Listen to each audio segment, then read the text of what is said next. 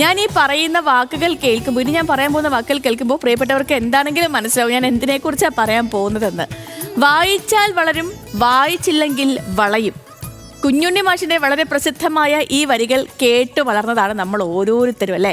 ഈ വരികൾ ഇന്നിപ്പോൾ ഞാൻ പറയാൻ കാരണമുണ്ട്. കാരണം ഇന്ന് കേരളമാകെ അറിവിൻ്റെ ദീപം കൊളുത്തിയ PN പണിക്കരുടെ ചരമദിനമാണ്. അതായത് വായനാ ദിനമാണ്. മലയാളികളുടെ വായനയുടെ ലോകത്തേക്ക് അടുപ്പിച്ച ക്രാന്തദർശി PN നാരായണ പണിക്കർ. ആലപ്പുഴയിൽ ജനിച്ച അദ്ദേഹം അവിടെയുള്ള സനാതന ധർമ്മ വായനശാലയിലൂടെയാണ് വായനയുടെ ലോകത്തേക്ക് എത്തുന്നത്. തനിക്ക് ലഭിച്ച ആ അനുഭൂമി എല്ലാ മലയാളികളും അറിയണം എന്ന അദ്ദേഹത്തിൻ്റെ ആലോചനയാണ് വായനയിൽ ഒരു വിപ്ലവം സൃഷ്ടിച്ചത് പോലും. 1945 തിരുവിതാംകൂർ ഗ്രന്ഥശാല സംഘം സ്ഥാപിച്ചു. അങ്ങനെ ആ ഗ്രന്ഥശാല സംഘത്തിൻ്റെ ഉപജ്ഞാതാവുമായി അദ്ദേഹം. ഗ്രന്ഥശാല ഇല്ലാത്ത ഒരു ഗ്രാമവും കേരളത്തിൽ ഉണ്ടാവരുത് എന്ന് ആഗ്രഹിച്ചു പ്രവർത്തിച്ചു.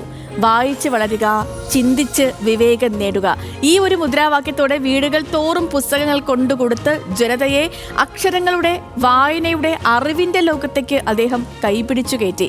അത്രമേൽ ത്യാഗനിർഭരമായിരുന്നു പണിക്കരുടെ വായനശാല മുന്നേറ്റ ചരിത്രം. 1995 ജൂൺ മാസം 19 അദ്ദേഹം നമ്മളോടൊക്കെ വിട പറഞ്ഞു. പക്ഷേ ആ ഓർമ്മയ്ക്ക് നമ്മൾ 96 ജൂൺ മാസം 19 വായനാ ദിനമായി ആചരിച്ചു വരികയാണ്. അന്ന് മുതൽ തുടങ്ങിയതാണ്.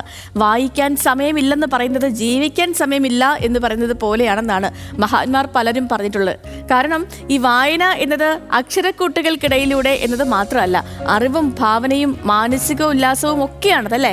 ഇന്ന് നാനോ കഥകളിലേക്കും അല്ലെങ്കിൽ ഹൈക്കു കവിതകളിലേക്കും ഒക്കെ ഫോർവേഡ് മെസ്സേജുകളിലേക്കും വായന ചുരുങ്ങിയിരിക്കുന്ന ഒരു സമയമാണ്. പുസ്തകം വില കൊടുത്ത് വാങ്ങുന്നവരുടെയൊക്കെ എണ്ണം നന്നേ കുറയുന്ന കാലഘട്ടത്തിലാണ് നമ്മൾ ഈ വായനാ ദിനം ആഘോഷിക്കുന്നത് എന്നൊന്നും കൂടിയുണ്ട്. പക്ഷേ മനുഷ്യൻ്റെ ഉൽപ്പത്തി മുതലുള്ള വിജ്ഞാന തൃഷ്ണ പോപ്പറിസ് ചുരുളുകളിലൂടെ ആരംഭിച്ച് പുസ്തകങ്ങളിലൂടെ ഡിജിറ്റൽ ലൈബ്രറികളിലേക്കും റീഡിങ്ങിലേക്കും എഴുത്തും വായനയും ഒക്കെ കൊണ്ടുചെന്നെത്തിച്ചിട്ടുണ്ട്. ഇന്ന് ഈ വായനാ ദിനത്തിൽ വായനയെക്കുറിച്ചുള്ള വിശ്വസാഹിത്യകാരൻ വിക്ടർ ഹ്യൂഗോയുടെ നിരീക്ഷണം ഞാൻ പ്രേക്ഷകരിലേക്ക് പങ്കുവയ്ക്കുകയാണ്. വായിക്കാൻ പഠിക്കുക എന്നത് തീ കൊളുത്താൻ പഠിക്കുന്നതിന് സമാനമാണ്. ഉച്ചരിക്കുന്ന ഓരോ അക്ഷരവും ഒരു തീപ്പൊരിയായി മാറിയേക്കാം. അപ്പോൾ നമുക്ക് ഇനിയും ഏറെ വായിക്കാം, അക്ഷരങ്ങളിലൂടെ ലോകം ചുറ്റാം. വായന എന്ന് പറയുന്നത് വെറുതെ പുസ്തകത്താള് മറിച്ചിട്ടുള്ള അല്ലെങ്കിൽ അത് വെറുതെ വായിക്കുന്നതല്ലല്ലോ.